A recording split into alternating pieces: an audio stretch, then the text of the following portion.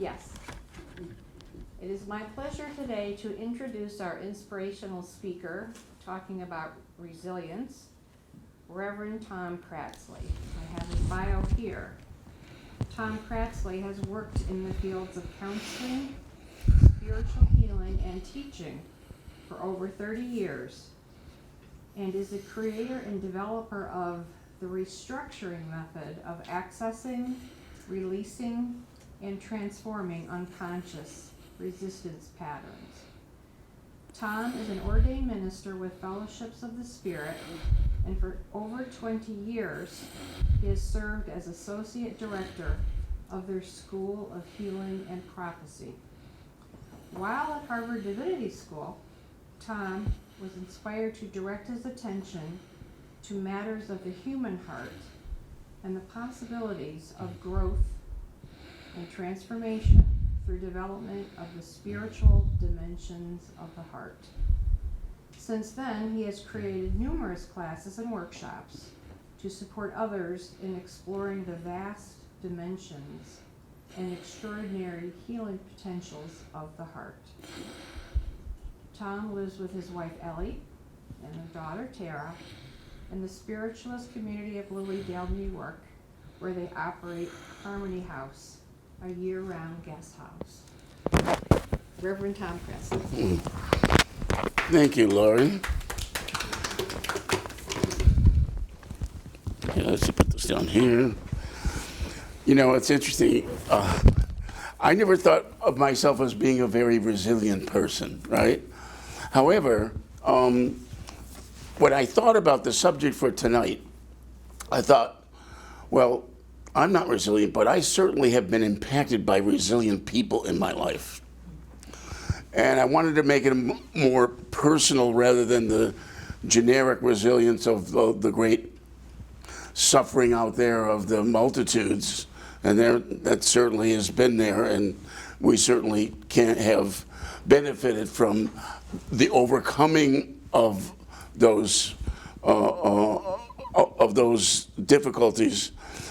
But I want to talk about mine from a personal standpoint. So when I look back at my life and I think of resilience, where did I see that in my life? And it started right with my parents. And I'll describe you. So my parents got married shortly after World War II, right? And they immediately started a family. There were 7 kids in the family. My father worked in a tool factory, at least all the time that I was aware of. And my mother, of course, feeding and caring for 7 children, there was never a complaint.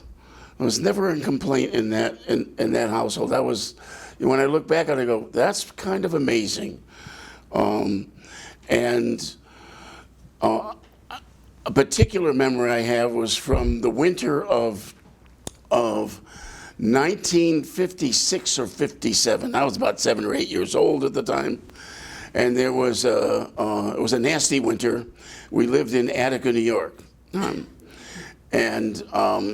It was, we lived on a road that was the only house on the road, about a mile from the nearest juncture, at least a mile from the nearest juncture where anybody could get in.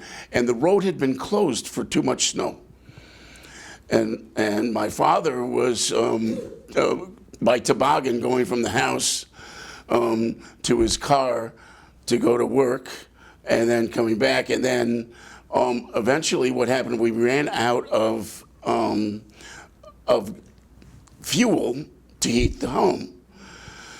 And the county police department or something, that's all I remember, came with toboggans to get the family out. And my mother was a trooper through this whole thing. I mean, there was never any sense of panic, never any sense of anything. It was just like, oh, okay. And for us as kids, it was just an adventure. But I can't imagine what it was for my, for my mother with that. And for my entire life. I never saw them complain very much about things. And my father, he drove 100 miles a day to go to work because we lived out in the country. Drove into Buffalo, yeah, 100 miles a day. And in summers, they were, for his vacations, he'd rebuild the car engines. So again, that was all fun for us. I mean, it was fun for me. I was like, okay, oh, Dad, what wrench you want now? Okay. You want a new piston for this? Okay, here's the piston, you know. Because he'd go shopping and he'd get all the parts for the the restoration of the engine. And just again and again, and he barely had time, but all the time he had with us, there were good memories with it. You know, he was always attempting to do things with us. You know, he'd plow the field and we'd plant the vegetables and so on. And one occasion I remember in particular, my brother was on the tractor, and for some reason he accidentally got the tractor moving, and my father had to chase it down to grab him and to get him free, and then the tractor ran over my father. You know, and he got up and ran and chased the tractor down. Fortunately, he was out in the field, and it wasn't hard enough for him to break anything. But so there were many instances where both of them, both my mother and father, just overcame things, and without us even having to think or worry about it. It's like when I look back at all that they were able to do in raising 7 children and on a factory worker salary. And by the way, on the weekends, he worked part-time in a gas station to pay for the gas to get him to and from work. Yeah. So you know, this is a wonderful chance for me to give them the enormous credit they have for raising 7 kids and doing such a wonderful job. And I know that they're probably listening, and I'm just really deeply proud of them for that, for how they were able to do that, and what they encouraged in us.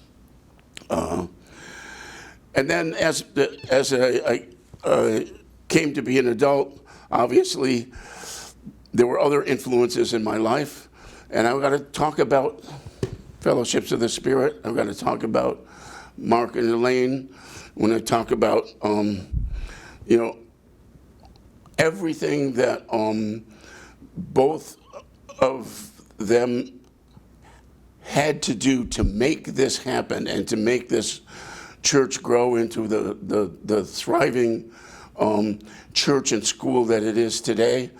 It really took an enormous amount of commitment and effort, and I was there to watch and observe that, and to be the beneficiary, one of the beneficiaries, because the many beneficiaries of all the work and effort and commitment they made to making Fellowships of the Spirit happen. And as I think about it, and I think about my own particular spiritual progression and the things that are important to me spiritually, and how this institution represents that probably as well or better than any other institution that I know of, I couldn't be more grateful. And the impact that it's had on my life has been certainly been extraordinary. It's been an important part of the last 30-some years of my being, and I again, it's the result of the effort of others, that have that has benefited me and the resilience of Mark and Elaine. By the way, when I'm talking about resilience, this man's resilience here. I don't know of anybody that has achieved as much in one life. Personally, I've never met anybody who's achieved as much in one life as this man has. You know, he achieved it in so many different ways, in so many different areas of in a beautiful family, in this institution, in his service to the community, and the greater community as a county executive, and then Mother Earth. His position as a parks director for this part of the state. So all of those things have been, profoundly inspirational to me. And to me, that's resilience. Those are the things that are true resilience. And what I would encourage you to think about is the people in your life who, because of their resilience, have made your life better.